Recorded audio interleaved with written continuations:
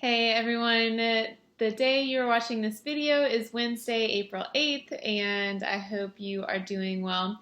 So what you read yesterday was Act 2, and you also completed the character map. Again, that is for your benefit. I highly recommend that you utilize the character map and you keep up with who the different characters are since there are several.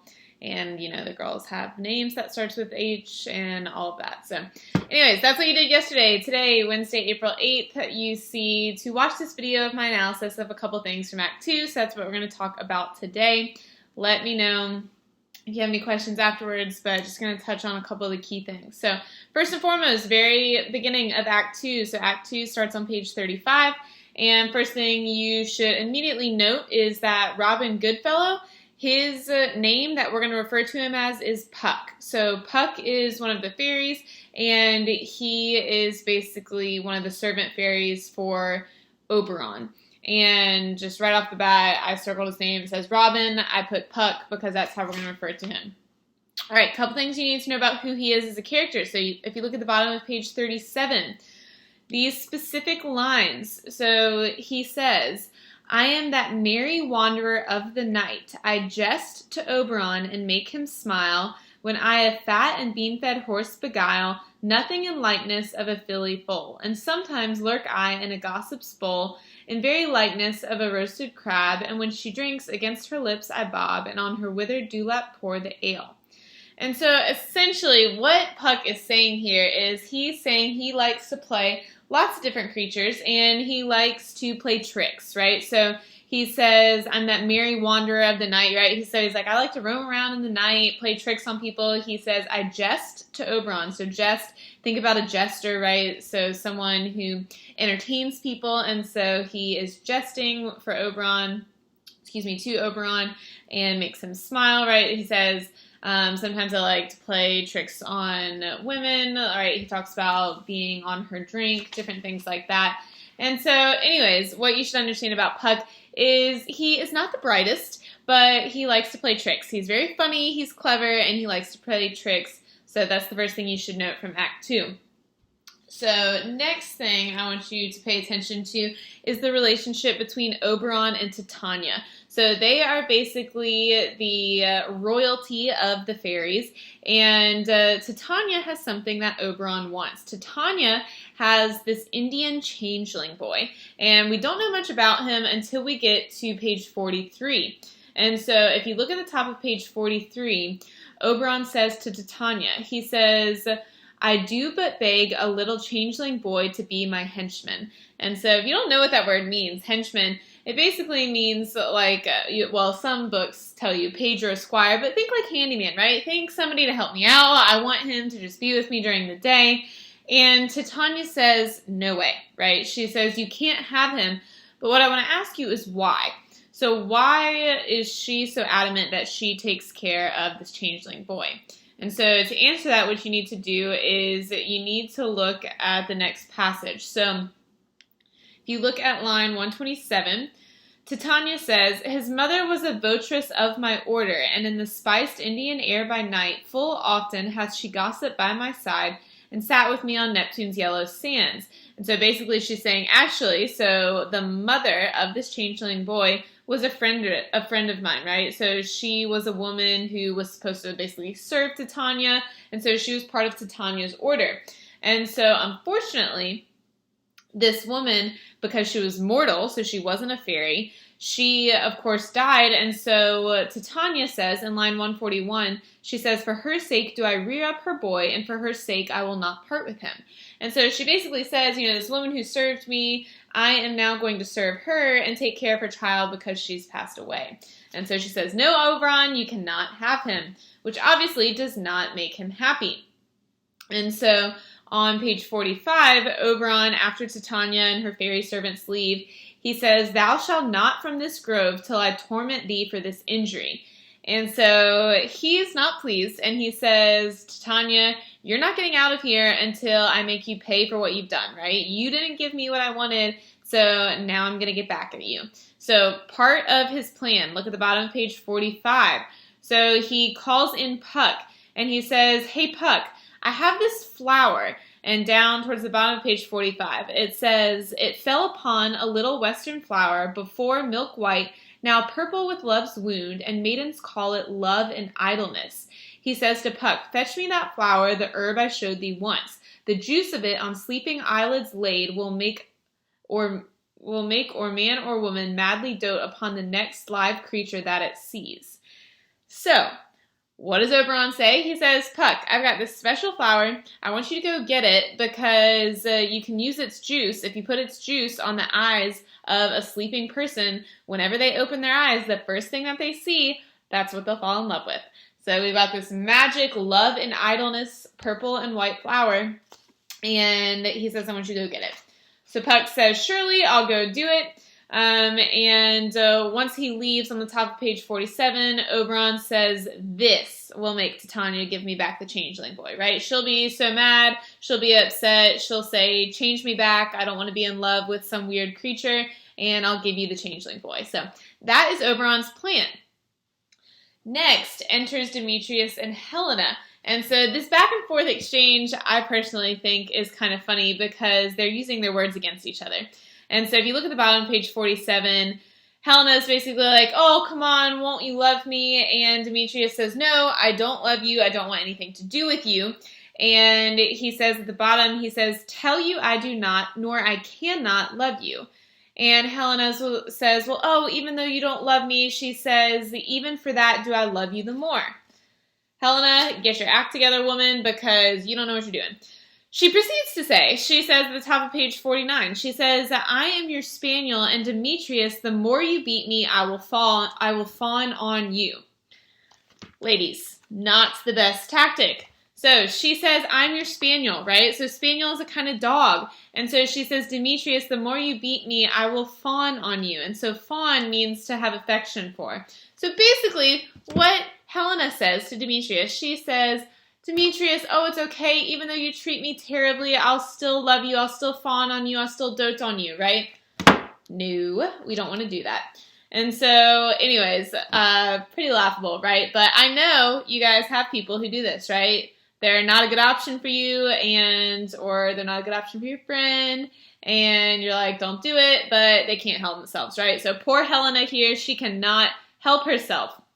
And so again, back and forth with the play on words, still on page 49, Demetrius says, "For I am sick when I do look on thee." So he's like, "You make me sick," right? "You make me sick by looking at you." And Helena says, "And I am sick when I look not on you."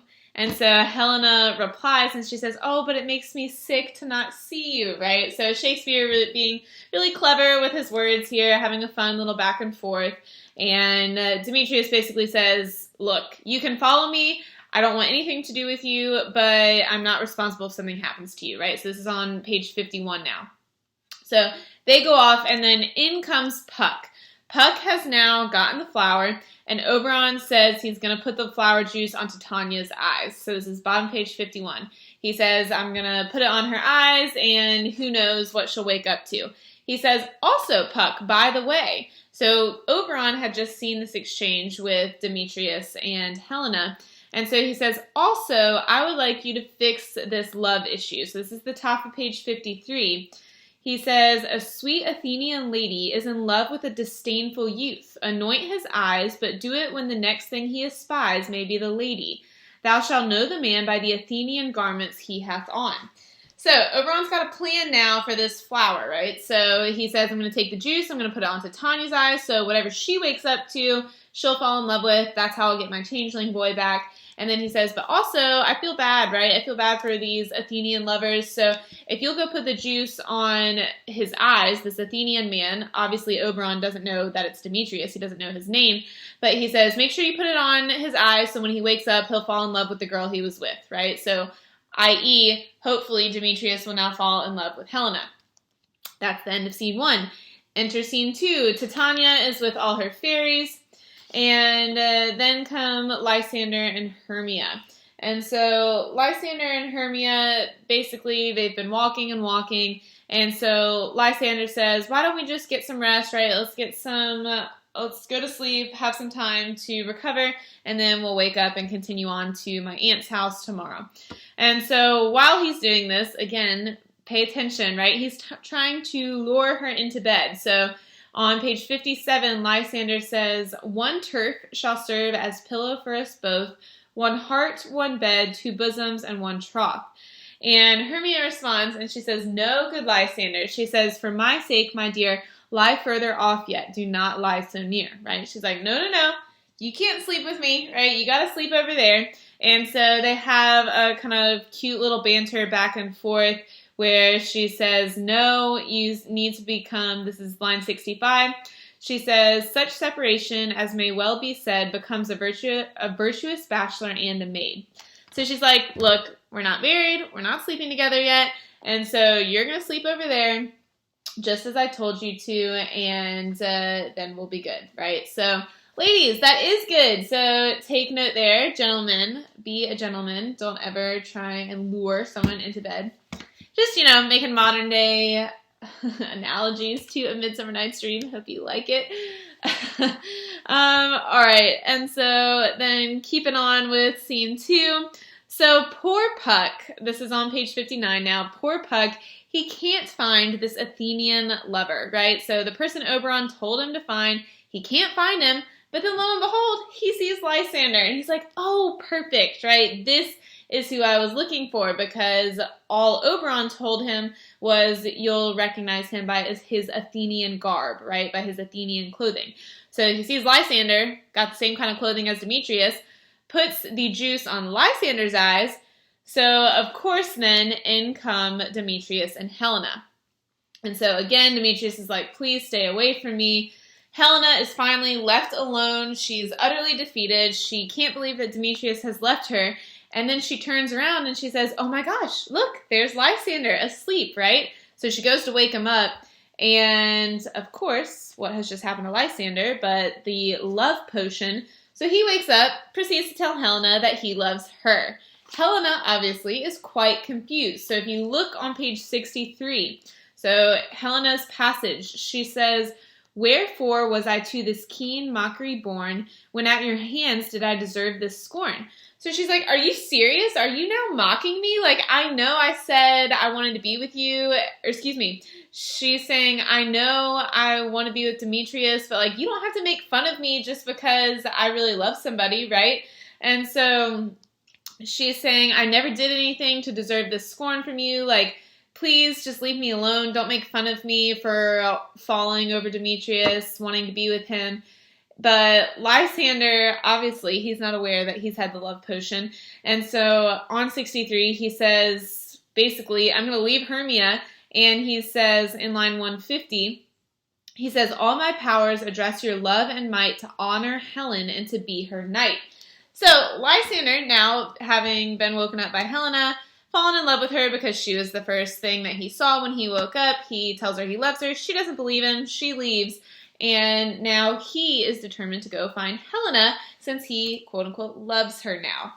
So that being said, very last thing that happens in scene 2, Hermia wakes up, doesn't know where Lysander is. She's like, oh no, where is he? So now we have all 4 of the lovers in the woods. They have since been affected by this love potion, and it's going to be quite the story, right? So currently, after Act 2, we've got Titania and Oberon. So Oberon puts the love potion on Titania's eyes. And then Demetrius, he's told Helena he doesn't want anything to do with her. She goes looking for him. Lysander gets the love potion. He sees Helena, falls in love with her, goes after her. Hermia is left with no Lysander, no Demetrius, and no Helena. And so now all 4 of them are in the woods trying to figure out this love square, whatever we got going on. Not triangle, it's 4, so we're going to go with love square. If you got a better analogy, let me know. But that's where we are currently with A Midsummer Night's Dream. So I wanted to highlight some of those lines, some of the things I touched on during this video, and make sure you jot down either in your book or in your notes somewhere. And that's it for my analysis of Act 2. So today, your homework, your classwork, go ahead and read Act 3 of A Midsummer Night's Dream. Again, continue to annotate, take notes, and then begin thinking what you want to do for your oral quiz. Again, your oral quiz is going to be due by 11:59, Thursday, April 9th. So make sure you are thinking about that as you're reading. All right, that's it for this video. If you have questions, email me. I miss you, and I'll give you another video tomorrow.